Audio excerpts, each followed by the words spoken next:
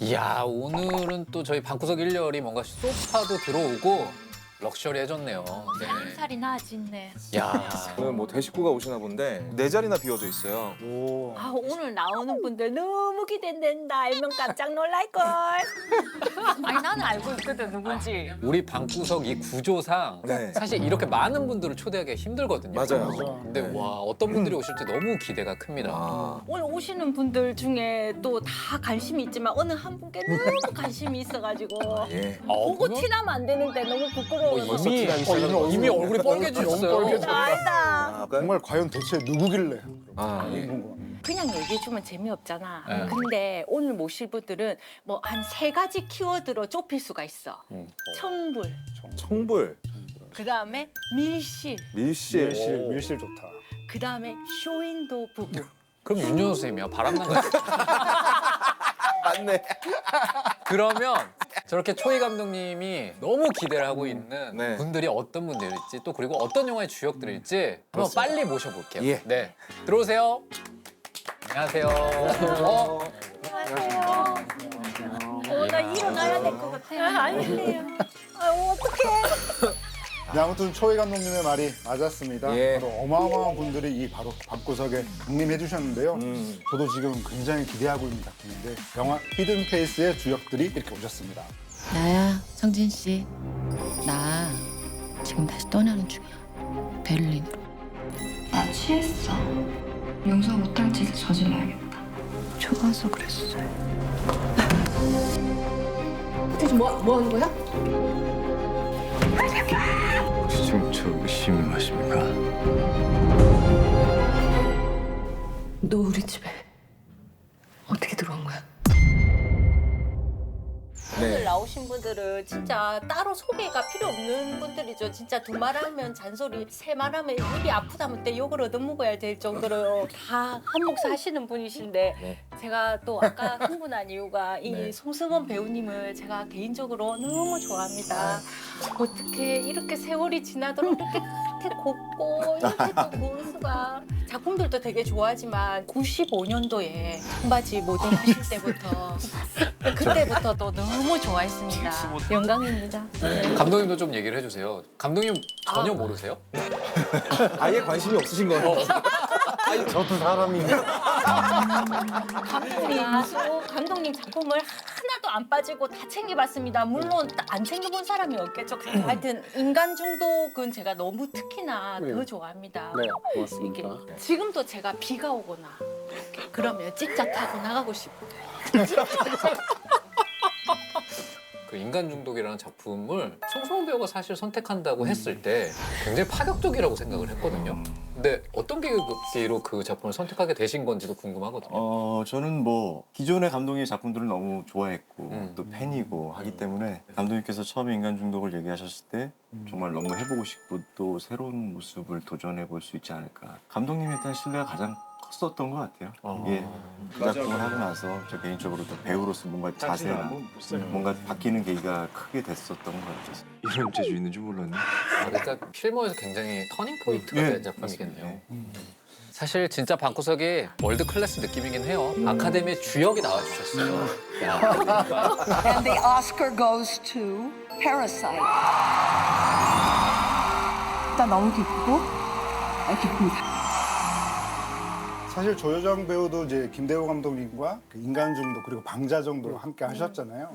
그러니까 그 두 작품에서 역할이 굉장히 달랐어요. 한 작품에서는 굉장히 극단적인 아이, 또 한 작품에서는 극단적인 이 같은 성향이었는데 너무 멋있지 않아요? 사실 그게 배우로서는 그런 변화가 쉽지 않을 것 같은데 뭔가 김대호 감독님 작품에서는 정말 자유자재로 그 경계를 넘나든다는 생각이 들어서 조여정 배우를 좀 새롭게 보게 되지 않았나라는 생각을 이제 하게 됐죠. 제가 듣기로는 이제 인간 중독에 등장한 조여정 배우를 보고 봉준호 감독이 기생충에 캐스팅을 했다라고 하는데 봉준호 감독님이 연교 역으로 조여정 배우를 캐스팅한 이유를 이야기해 주신 적이 있나요? 네, 첫 미팅에서 제가 그렇게 질문을 했어요. 어떻게 저를 생각하셨냐고 아. 연교역에. 그랬더니 영화 인간 중독 이야기를 하시더라고요. 나 오늘 어때요? 불났어요 저한테. 어떤 장면을 보고 그 뒷장면을 놓칠 정도로 오래 웃었다고. 좀 이상하죠, 제가.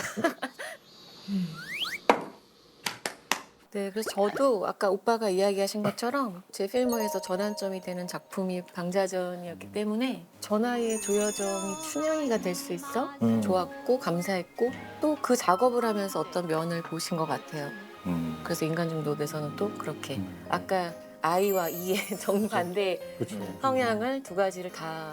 그 표현 진짜 좋은 거. 네, 네, 맞아요. 한 배우가 아이랑 일을 한다는 게 네.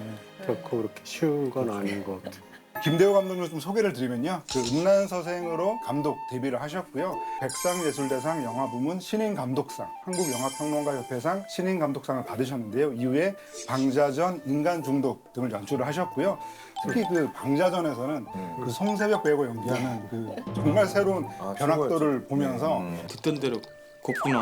아, 김대호 감독님은 남들이 보지 못하는 면모를 좀 찾아내는 능력이 있으시다라는 생각이 들어서 저는 그래서 이제 김대호 감독님이 이 송승헌과 조여정 이 두 배우분에게서도 어떤 좀 포인트를 읽으셨는지 좀 되게 궁금합니다. 아, 사람들이 되게 긍지가 있어요. 자만이 안 되고 어떤 부분이 좀 덜 차 있어도 같이 힘차게 그 부분을 채울 수 있겠다. 그 어떤 인간으로서의 긍지가 가장 중요한 게 아닌가. 제 나름대로는 그렇게 생각합니다. 나야, 성진 씨. 나 지금 다시 떠나는 중이야. 히든 페이스는 인간중독 감독님하고 배우들이 다시 뭉쳐서 만든 작품인데 여기에 새로운 기운을 불어넣어준 분이 있습니다. 바로 박지원 배우인데요. 용서 못할 짓을 저질러야겠다. 저는 정말 곤지암에서 사실 깜짝 놀랐거든요. 곤지암이라는 작품이 가지고 있는 특징 때문에 굉장히 리얼함이 돋보이긴 하는데 그렇다더라도 저렇게까지 연기를 할 수 있다라고 그런 모습이 굉장히 놀랬던 기억이 나는데 이번에 히든 페이스로 쟁쟁한 사실 선배님들과 연기를 함께 하게 되었어요. 호흡이 어땠을지 궁금해요. 여정 선배님은 세 작품째, 그리고 이제 승원 선배님도 두 작품째 감독님과 함께 하고 있는 너무 호흡이 잘 맞는 팀에 제가 이제 낀 느낌이 들었잖아요. 정말 저만 잘하면 된다 하는 생각이 들었었고 현장에서 솔직히 되게 긴장도 많이 하고 그랬는데 아무래도 너무나 노련하신 선배님들이 계셨기 때문에 정말 사랑을 많이 받았던 것 같아요. 그냥 그 현장에 가면은 아, 내가 이렇게까지 사랑받을 수 있는 배우구나 라는 거를 되게 처음 느낄 수 있었던 그런 현장이었던 것 같아서 뭐 말은 이렇게 하지만 현장에서 날아다녔습니다. 진짜 여유 있어요. 정말 침착하고. 그런 얘기가 진짜 칭찬인 거잖아요. 여유 있다라는 말이. 여유 있어요. 제가 앞서 말한 세 가지 키워드 청불, 밀실, 쇼인도 부부 하니까 느낌이 딱 오지 않습니까? 아니 그러니까 청부라고 사실 쇼인도 부분은 뭔지는 알겠는데 밀실이 굉장히 뜬금없긴 하거든요. 이번에도 그래서 거의 없다가 이 세 가지 키워드로 얘기하고 있는 히든 페이스 소개 영상을 만들었는데 함께 볼까요? 나야, 성진 씨. 숨어있는 얼굴이라니 도대체 무슨 뜻일까? 라는 궁금증을 불러일으키는 영화 히든 페이스는 조여정이 연기하는 수연이 누군가에게 영상 메시지로 이별을 고하는 것으로 시작합니다. 첫 장면이네요. 지금 다시 떠나는 중이야. 베를린으로. 난 역시 결혼에 자격이 없는 것 같아. 곧 수연은 사라지고 그의 연인인 것 같은 성진이 그 메시지를 발견하고는 절망에 빠집니다. 하루아침에 연인이 사라져버렸으니 당연한 반응이겠죠. 수연의 부재는 또 다른 방식으로도 성진을 괴롭게 했는데 그가 지휘자로 있는 오케스트라의 첼리스트 자리가 공석으로 남아있는 것도 문제였습니다. 너무 걱정하지 마. 곧 BCC 들어올 거야. 이게 아주 단장 따리면 마음대로 해도 되는 줄 알아 아주. 다른 사람을 들이자니 다시 수연이 돌아올지도 모르겠고 첼로 문제 말씀인데요. 이 계속 한 자리를 비워두고 연습을 갈 수는 없는 게 아닌가 해서. 그렇다고 첼로가 없는 오케스트라는 더더욱 말도 안 되니까 오늘 첼로 하나 면접 보러 오기로 했는데. 일단 성진은 면접을 보기로 합니다. 아, 이거 큰일 났는데요. 보는 순간 느껴집니다. 큰일이 벌어질 것이라는 걸. 그럼 면접 한번 들어볼까요? 아, 그게 사실은 악기가 오늘 갑자기 조금 말썽이어가지고요. 괜찮으시면 이거 녹음한 거라도 먼저 좀 들어주시겠어요?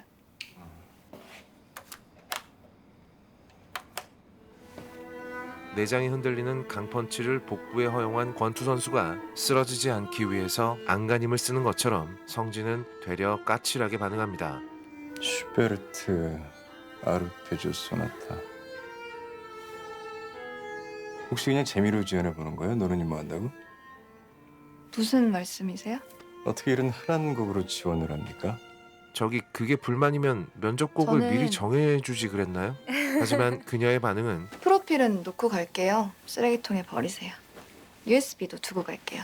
안에 거 치우고 다른 거 담아서 쓰시던지 아니면 버리세요. 아무튼 만나서 반가웠습니다, 지휘자님. 쿨하다 못해 겨울바람 같군요. 사실 그녀가 연주한 곡은 성진의 최애곡 중에 최애곡이었습니다. 그래서 그는 미주가 연주한 곡을 듣고 또 듣다가 참지 못하고 사과하러 왔어요. 미안합니다. 그녀를 자신의 오케스트라에 끌어들입니다. 우리 오케스트라에 합류해 주세요. 진짜요? 명백한 고의라고 볼 수 있겠습니다. 다른 사람 고의도 되는데 말이죠. 결국 관심은 행동을 낳고 퇴근하세요? 행동은 용기를 낳아서 우리 한 잔 더 할래요?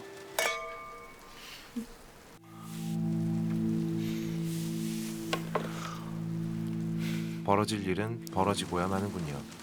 더욱더 고약한 사실은 이건 아니에요. 나중에 언니 얼굴 어떻게 봐. 미주는 수연과 언니 동생 하는 사이였다는 것입니다. 죄책감이 가로막기엔 서로에게 너무 끌려버린 거겠죠. 좋아서 그랬어요. 한편 베를린에 가겠다고 사라져버린 수연의 행방이 묘연합니다. 사람이 먹고 살려면 일단 돈을 써야 할 텐데 그런데 말이야, 수연이 말이야. 좀 이상하지 않아? 카드를 안 써. 하지만 어쩐지 성진은 죽어도 여기에 그 별 다음날 관심을 카드를 보이지 쓰거든? 않습니다.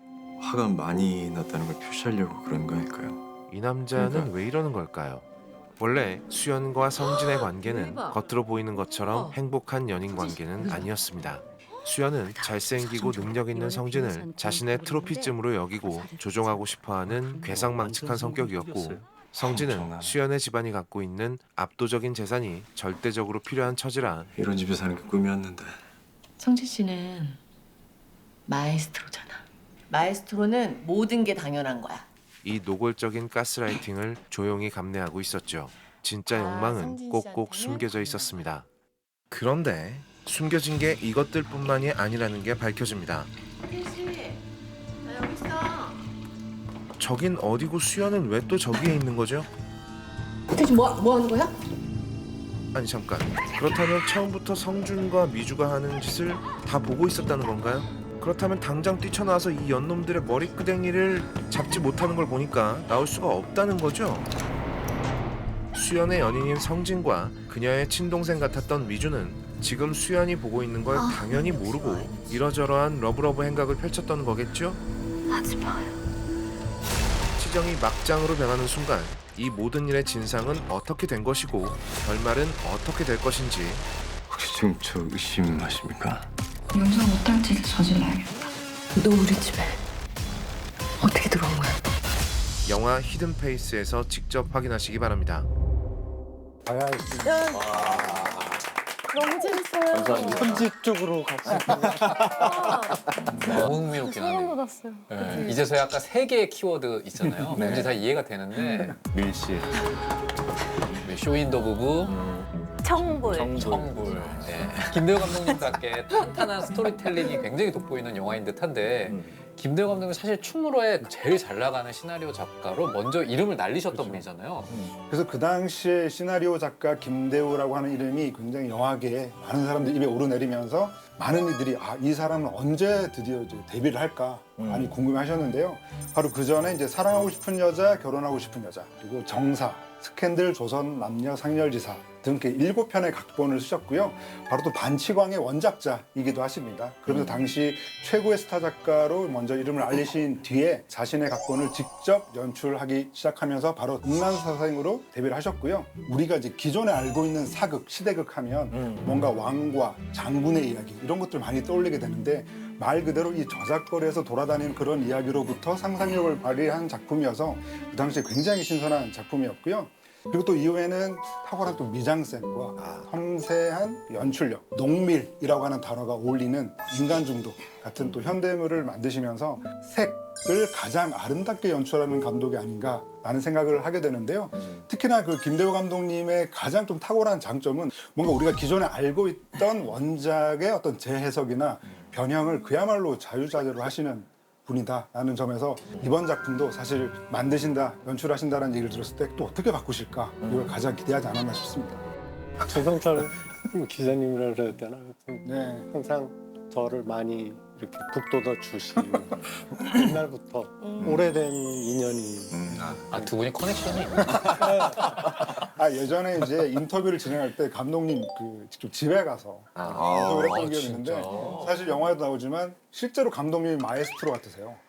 음악 쪽인데 취향이 굉장히 대단하시죠. 네. 그래서 이제 특히나 이 주인공이 이 마에스트로라고 하는 점이 어떻게 보면은 이 작품을 픽한 요인이 아니었을까라는 생각도 해본 것 같아요. 뭐 그 마에스트로라는 게 좋은 게 똥과 마에스트로 사이 어딘가 인간이 있지 않는가. 똥이요? 똥이요? 정말 그 똥이요? 네, 그 똥. 인간이라는 게 똥하고 마에스트로 사이에 어느 지점에 있는 게 아닌가 그런 생각을 평소에 좀 했었는데 그런 직업에서 가장 바닥으로 떨어질 수도 있고 또 바닥에 있는 사람이 높이 올라갈 수도 있고 뭐. 똥도 그렇게 멋지게 해놓고 비싸게 파니까 뭐 그럴싸해 보이잖아? 대비되니까 참 좋더라고요. 감독님은 단어 선택도 어딘가 모르게 비범함이 느껴집니다. 똥하고 마에스트로 사이 이런 표현은 보통 사람들은 잘 안 하는 표현이죠. 저 비범하시죠. 네, 표현하시는 비범하죠. 지금. 네. 그러니까 저는 감독님 작품 보면 항상 스토리가 일단 너무 재밌어요. 그러니까 일단 내용이 너무 재밌는데 배드 씨는 막 너무 고품격이고 안 와도 되냐고 물어버렸어. 어느 순간 제가 이렇게 고개가 이렇게 자꾸 이렇게 돼요. 보이나 안 보이나? 안 보여요. 안 보이는데도 계속 이렇게. 저는 그것이 고품격 멜로다. 사춘기 때 성인 잡지 보면 사진을 이렇게 보고 이렇게 보잖아요. 안 갑자기 보이는데. 그게 어떻게 하면 보일까 갑자기 그게 생각났습니다. 진짜 그렇게 불렀어요? 수원 배우도? 안 하셨어요? 프로마이드 특히. 프로마이드. 하면은 안 보일 걸 알면서도 어떤 기대를 가지고 아우, 막 가까워지네요 느낌이. 그리고 저는 배드신이라는 표현보다는 꼴깍신이 더 맞는 것 같아요. 꼴깍이요? 개봉 첫 주에 가면 네. 아줌마들이 그렇게 많아요. 그럼 막 끼어가지고 보고 있으면 침 넘어가는 소리가 진짜 들려요. 지금 엄청 크게 진짜 엄청 크게 들렸어 지금. 그 소리가 물 좀 드리겠습니까? 근데 이물 먹고 싶습니다. 근데 왜냐면 이거 샘물 같아. 사실 계속 이제 김대호 감독의 작품에 대해서 얘기하고 있는데 인간 중독이 아마 그거에 가장 가까운 지금 표현하신 거예요. 그런 작품인 것 같아요. 19금 영화의 한 획을 그은 영화이자 주인공들이 서로 다른 욕망을 잘 담아낸 작품인데 그래서 감독님을 욕망을 담은 청불 영화계의 마스터라고 부르고 싶은데 어떠세요? 이런 표현은?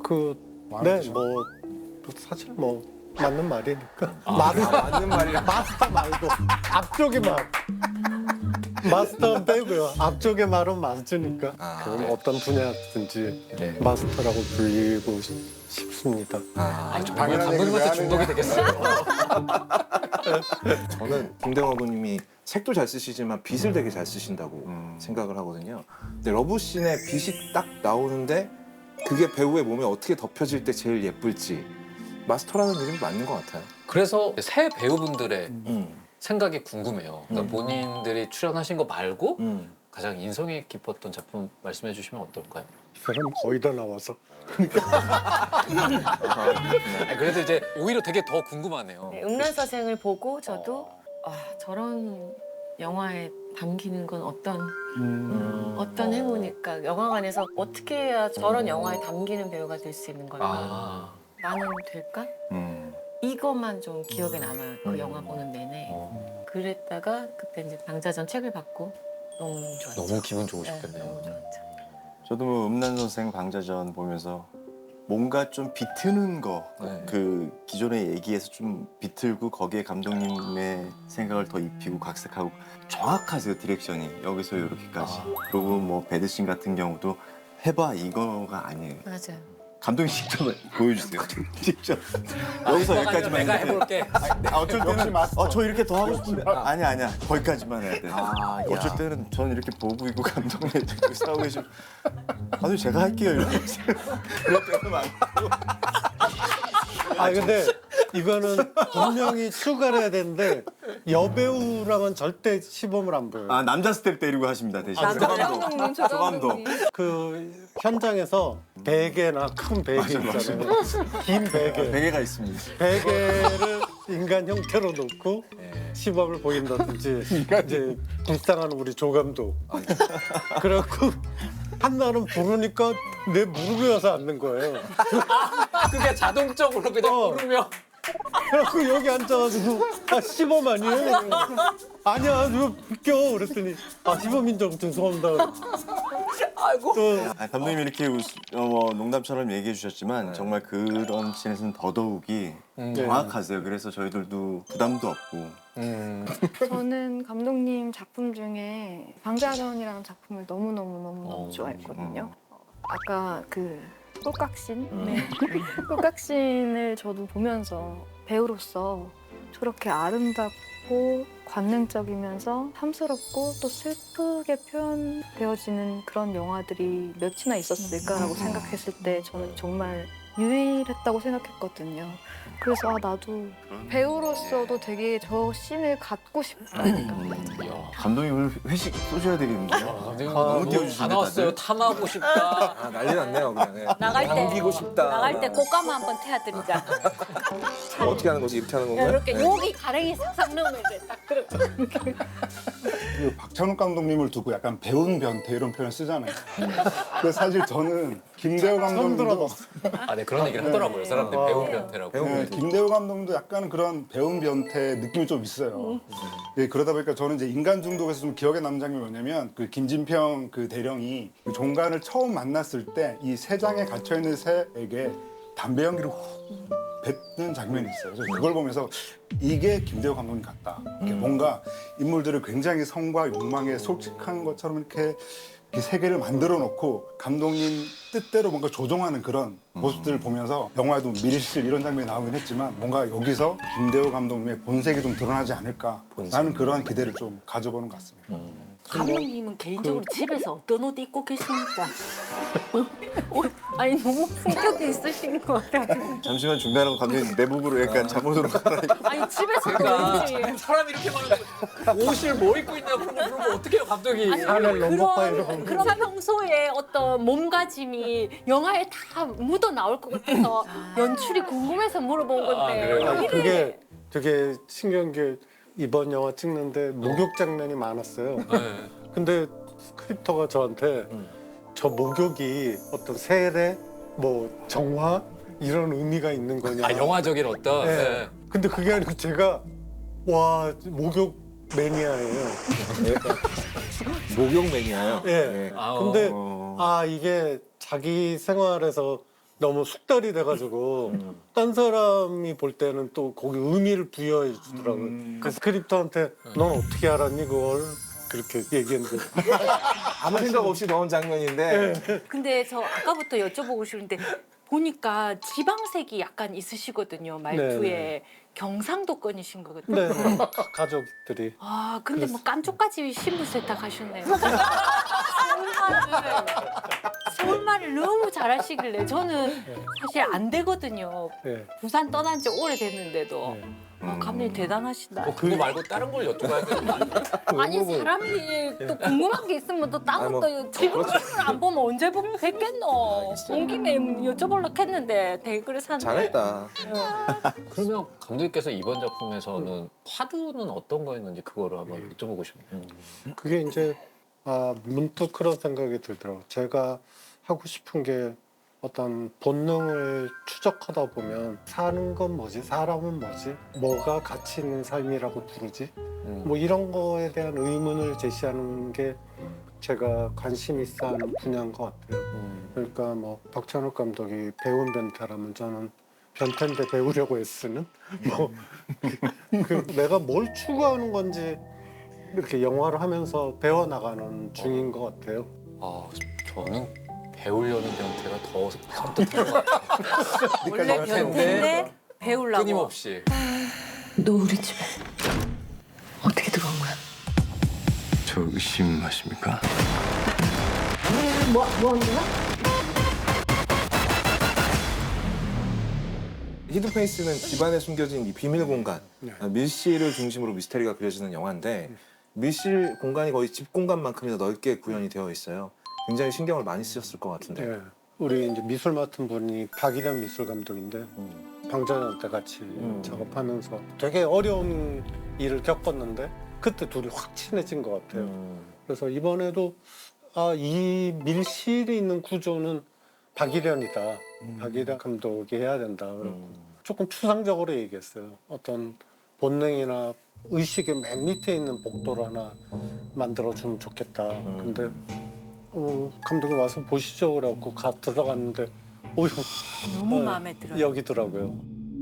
실제로 밀실 처음 봤을 때 진짜 밀실 같은 그런 느낌이 있었는지 궁금해 다. 오히려 조금 덜 담겼겠죠. 실제가 더 리얼해. 느낌이 그렇잖아요. 아, 그러니까 현장이 훨씬 더 리얼감이 오히려 정말 화면보다. 밀실 같았거든요. 압도하는 네.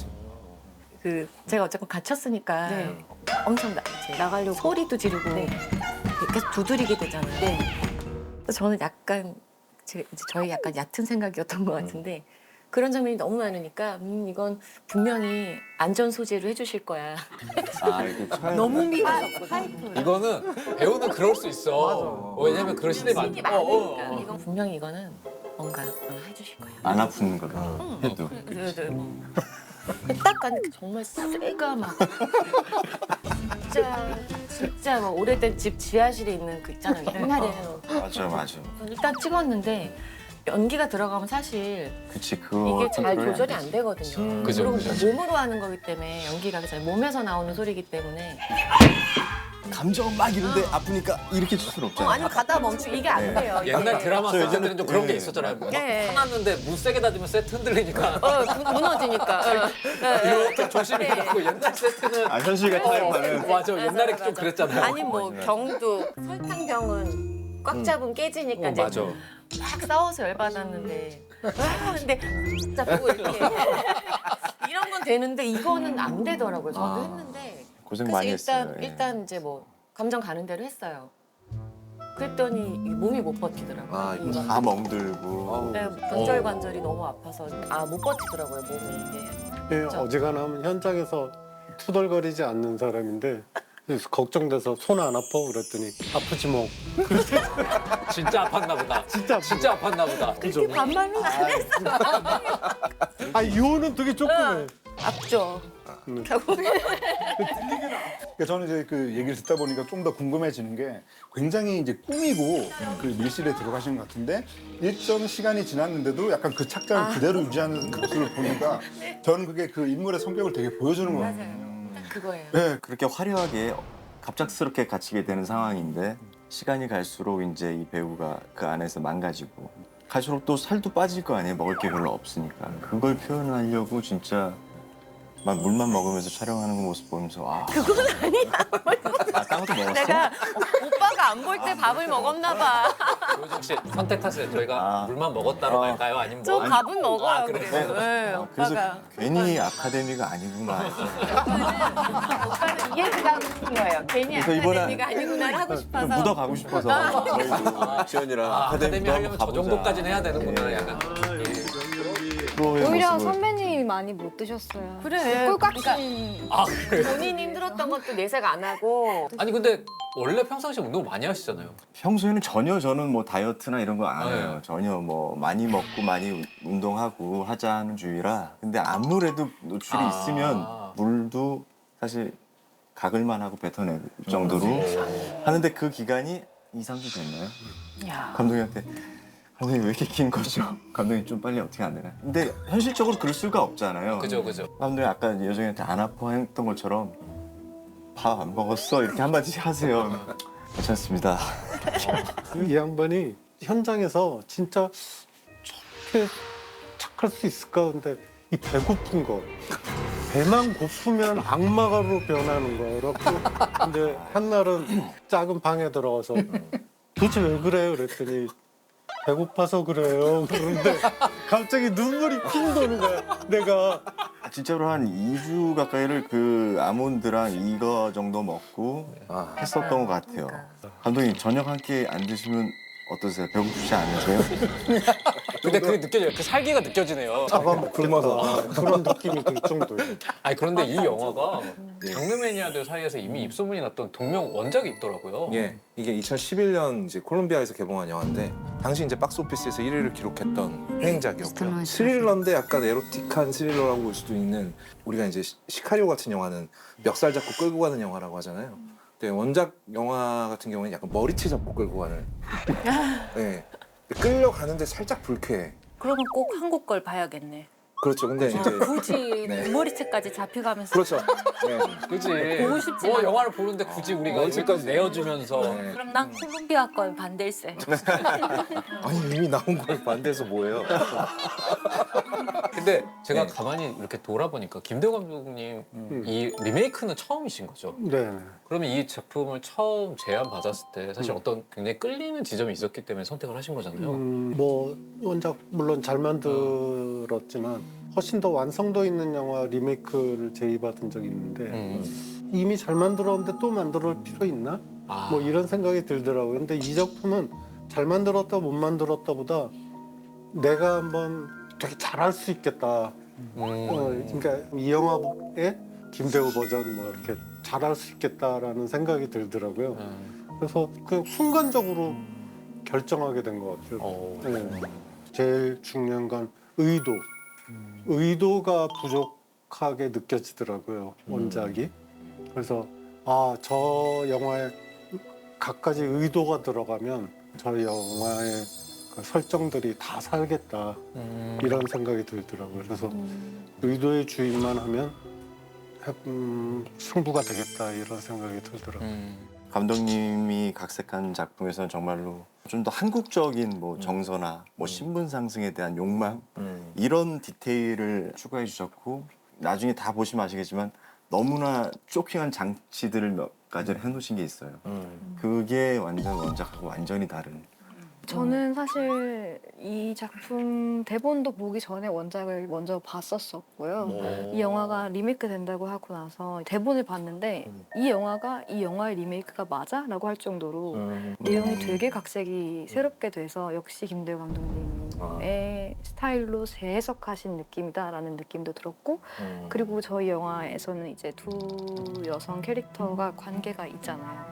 원래는 이제 같은 선후배 사이였고 비어진 첼리스트의 자리를 새로 채우는 후배로서 어떠한 연결고리가 있는데 그 고리가 있음으로 인해서 내용이 되게 많이 달라지거든요. 그래서 아마 원작을 보셔도 저희 영화는 되게 다르다는 걸 영화를 보시면 아마 아실 수 있으실 것 같아요. 이 히든페이스는 세 명의 주인공 이야기를 안 할 수가 없어요. 오케스트라 지휘자 성진, 그리고 성진의 약혼자이자 첼리스트 수연, 수연의 후배 미주. 이 세 인물이 굉장히 미묘하고 미스테리한 관계처럼 보이는데 저도 뭐 하이라이트 영상밖에 못 봐서 그 영상만 봐도 진짜 송승헌 배우님한테 너무 눈길이 가더라고요. 전부터 눈길이 갔으면서. 다른 분들한테 눈길이 갔던 적은 있어요? 그럼요, 그럼요. 다 가죠, 눈길이. 니 빼고. 아니, 근데 저기 주성철 편집장님이랑 동갑이시거든요, 두 분. 아 진짜요? 감독님하고 동갑이 아니라? 저는 왜 가만히 있는데. 죄송합니다. 근데 평소에 사람이 이렇게 고운 생각을 많이 하면 이렇게 되는 건지. 난 뭐야? 아, 형은 거의 악마야. 저 악마야. 형 무슨 생각하는 거야 평상시에. 부담스럽겠지만 네. 설명을 좀 해주세요. 하루아침에 약혼녀 수연을 잃은 성진은 흑수저 출신이지만 금수저 수연을 만나서 오케스트라 지휘자까지 이제 올라간 인물인데요. 거의 다이아몬드 수저죠. 네. 평소 이제 그런 수연에게 다정다감한 이런 모습을 보이다가도 때때로 이렇게 자신 열등감을 좀 드러내기도 하는 그런 장면들이 있는데요. 굉장히 좀 복합적인 그런 캐릭터라고 할 수 있는데 그게 어떻게 보면 그 원작과 가장 비교되는 장면이기도 한데 특히 좀 제가 그 눈길이 갔던 장면은 이 차에서 이제 미주에게 자신의 집에 가자라고 이제 하는 모습인데요. 우리 한 잔 더 할래요? 어디서요? 우리 집 갈래요? 이 성진의 그 어떤 이면을 잘 보여주는 장면이라는 생각이 들어서 그 어떤 캐릭터가 어떤 장면인지 여쭤보고 싶습니다. 예, 그런 것들을 성진의 캐릭터를 감독님께서도 아예 대놓고 쟤는 욕망이 있는 놈이야처럼 표현을 안 하셨어요.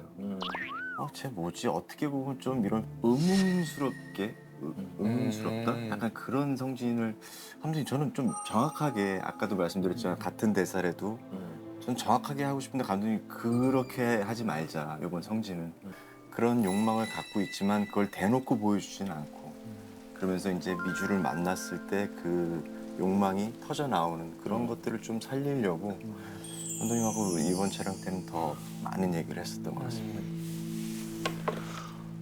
인간 중독 그 진평 대위 역할을 맡기시면서 송승헌 배우한테 아름답다는 표현을 쓸 수 있는 몇 안 되는 남자다. 몇 명 더 있다는 겁니까? 그렇죠. 봉태규도 있고. 아니, 근데 그거를 나도 처음 봤어. 그런데 이렇게 좋은 얘기를 하면 이제 뭐 이렇게 봉태규 씨도 있고 나 보지도 않아. 그렇죠. 봉태규도 있고. 나를 보고 있었어 나를. 마치 말을 침을 뱉듯이. 그 봉태규 배우는 진짜 그 여배우들한테 인기가 최고예요. 그래요? 네. 처음 듣는 얘기인데 여배우들하고 지금 지어내시면 안 되고요. 진짜. 어쨌든 기분 좋네요. 그쵸. 네. 고마워요 감독님. 근데 동의하시나요? 감독님의 그 벽에? 아니 뭐 좋게 얘기해 주신 거고 저는 그 김진평이라는 캐릭터를 너무 좋아해요. 그 성공하기 위해서 어떻게 보면 우리가 물에 떠 있을 때 밑에는 발버둥 치는 것 같은 그런 느낌 이 진평이라는 인물이 너무 멋있었다. 아니 그러니까 그 캐릭터 아니 제가 멋있었다는 게 아니라 그냥 그 캐릭터가 내가 출연한 작품 보면서 그 뉘앙스가 아닌데 하지만 인간 중독보다 히든페이스는 더 좋다. 이번에 진짜 멋있어. 이번에 멋있게 잘했어요. 이번엔 묻어 지휘하는 가야죠. 장면 되게 좋았는데 지휘라는 게 그냥 할 수 있는 게 아니지 않습니까? 솔직히 쉽게 생각했어요. 평소에 영화나 드라마에서도 뭐 이렇게 하면 되는 거 아닌가? 아 맞아 그렇게 생각했을 수도 있어. 정말로 저는 지금 뭐 하면 되죠.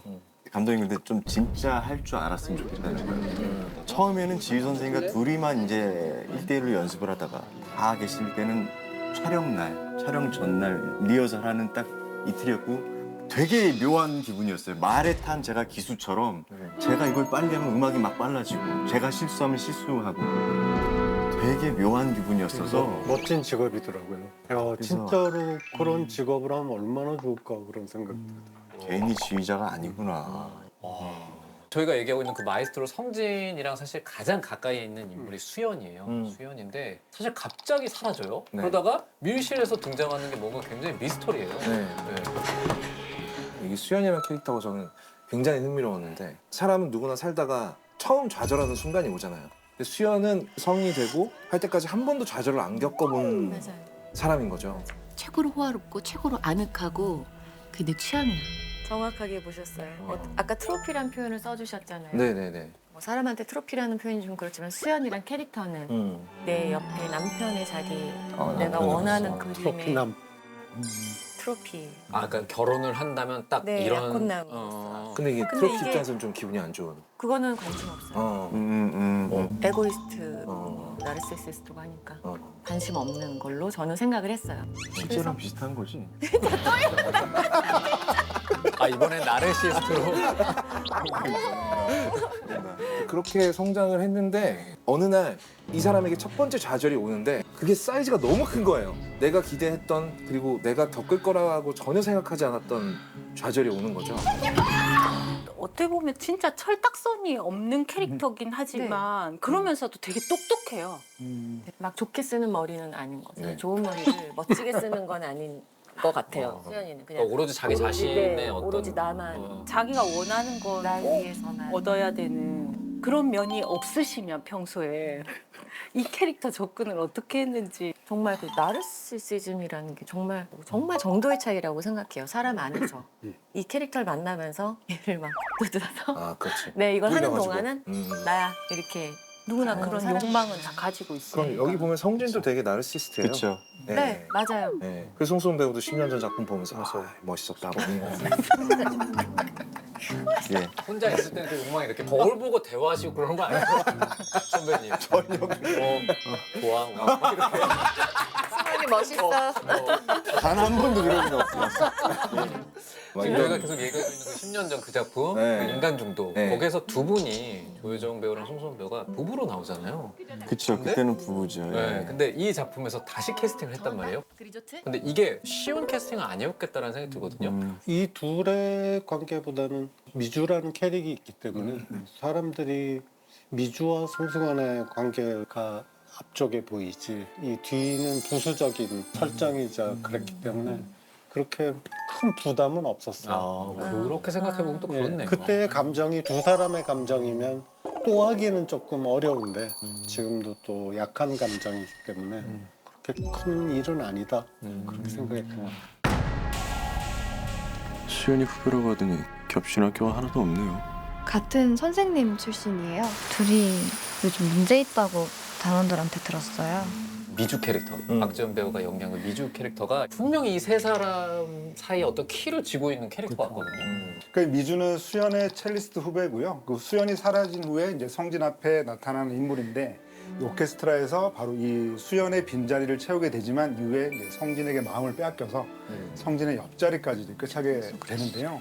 이 작품에서 원작과 가장 다르면서도 굉장히 미스테리한 인물인데 제가 또 재벌집 막내 아들을 또 워낙 좋아하다 보니까 저도 엄청 네, 그 작품에서도 보면 다 알고 있는 것 같기도 하고 하나도 모르는 것 같기도 하고 탁월한 연기를 하셨는데 이번 작품에서 조금 그런 모습을 본 것 같아서 히든 페이스의 히든 카드라고 해도 되지 않을까 싶습니다. 맞습니다. 감사합니다. 이런 작품을 콕 집어서 선택한 가장 큰 이유가 뭘까요? 사실 저는 선택받았다는 말이 맞는 것 같아요. 저는 감독님이 저를 선택해 주셨던 걸로 생각을 하고 와서 앉아서 마주 앉는데 이 배우는 뭐 다 아는구나 표현이 좀 웃긴데 저는 뭐 신인을 캐스팅했다 이런 느낌보다는 완성 단계 직전의 배우를 캐스팅하는 느낌이어가지고 이 쟁쟁한 이 두 사람 사이에 너도 달려 죽거나 뭐 이러지는 않을 거다. 그냥 죽는 것도 아니고. 역시 표현력이 풍부하시고요. 근데 저는 첫 등장 씬에서 감독님이 그 장면, 그 느낌을 살리신 것 같았어요. 감독님이 이 배우님 처음 봤을 때 맞습니다. 그죠? 그 미팅 예. 그 장면이 사실은 홍승헌 배우가 들어가서 보지만 너무 멋진데? 라는 생각이 드는데 티내지 말아야지 이 느낌 있잖아요. 감독님 의도하신 거죠? 예, 갑자기 얘기하셔서 그런 것 같아 이거 아니신 거죠? 뭐 이기는 편 우리 편으로 한 게 아니고 좋은 건 그냥 그렇다고 좋으면, 하세요. 의도하신 거라고 하세요.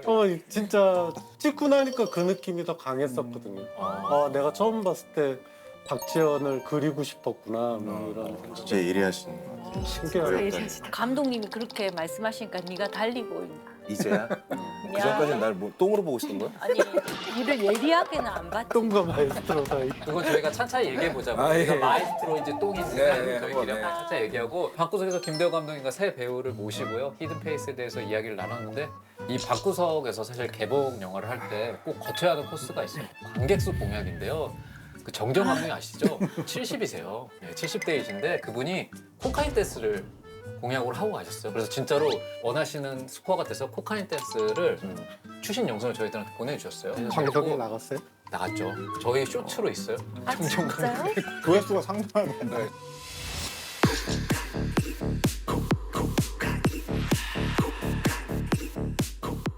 상당해요.